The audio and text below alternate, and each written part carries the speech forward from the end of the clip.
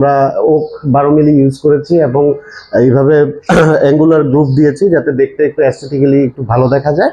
এখানে এই বেস ক্যাবিনেটটা বসে যাবে। তারপরে মিররের শেপটা আমরা একটু ইরেগুলার রাখছি, কারণ হচ্ছে যে শেপটাকে যাতে ইউনিফর্ম আকারে দেখা যায়।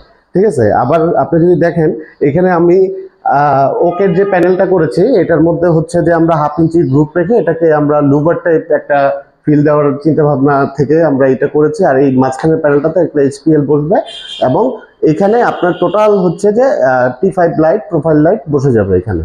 আর সিলিং এর মডিউলটা আমরা রাখার চেষ্টা করেছি পুরো রুম জুড়েই, যাতে রুমটা অ্যাম্বিয়েন্টটা প্রপার ভাবে ডিস্ট্রিবিউট হয়।